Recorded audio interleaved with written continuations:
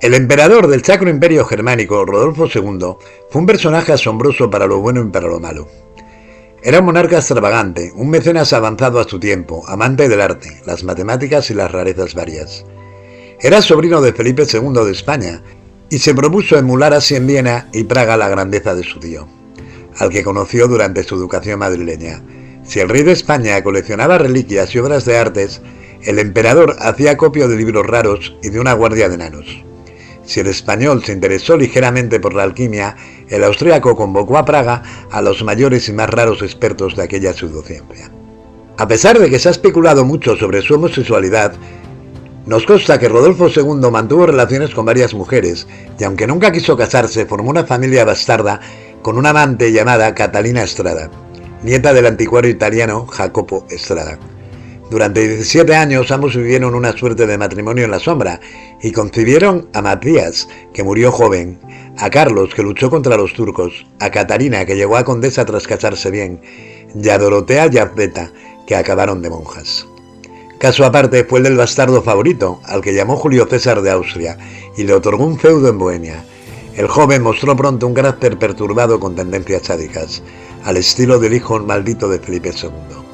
No sin olvidar que era tartaranieto de Juana la Loca. Las grandes cortes europeas comprendieron que algo marchaba mal en la cabeza del hijo favorito de Rodolfo. En una de sus frecuentes salidas nocturnas, Julio César dio muestras de su brutalidad, asesinando a golpes a uno de sus sirvientes. A raíz de aquello, su padre, Rodolfo II, internó a su hijo en el monasterio cartujano de Gaming, en Austria. El joven debía mantener allí una dieta sobria, le debían ser negadas las armas, limitados los recursos financieros y prohibido el contacto con el mundo exterior. Pero aquel no iba a ser su destino. Julio César se marchó del monasterio en el momento que quiso, empezando a acosar a la bellísima hija de un barbero, llamada Marqueta. El bastardo real, cada vez más desquiciado y alcoholizado, comenzó a maltratar a Marqueta, y una noche de 1607 le dio muerte a cuchilladas. Al intuirla muerta, Julio César la defenestró, siguiendo la moda política de la época, esto es, arrojó su cuerpo inconsciente por la ventana. La sádica escena forma parte de los episodios más negros de la familia de los Austrias. Estaba tan terriblemente dañada que su cuerpo ya no era solamente de una pieza, y fue en estas condiciones que él la tiró sobre unas piedras. Pero aquella no estaba llamada a ser su última hora, puesto que cayó en una pila de basura que le salvó la vida. Una vez hubo recuperado, quiso esconderse de él, pero entonces él comenzó a ordenarle a su madre que volviera a su lado de nuevo. La familia de la joven se negó a entregar a su hija a aquella bestia. Corrían ya los últimos días de 1607, cuando la madre de Marqueta fue arrestada por el real bastardo y fue encerrada, vestida tan solo con un par de andrajos.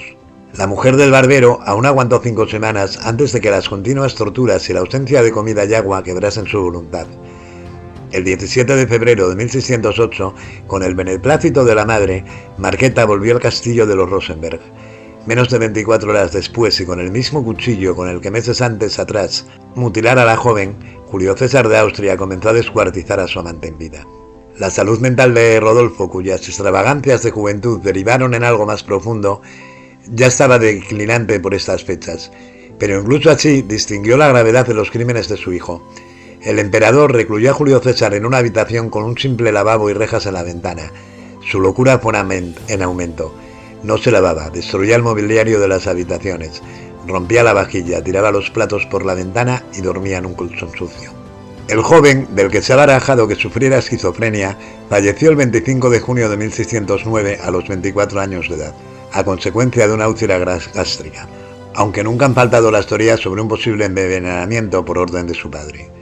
Desde luego, si no lo ordenó, fue porque nunca se mostró un hombre cruel y porque Rodolfo tenía otras cosas en mente a estas alturas de su reinado.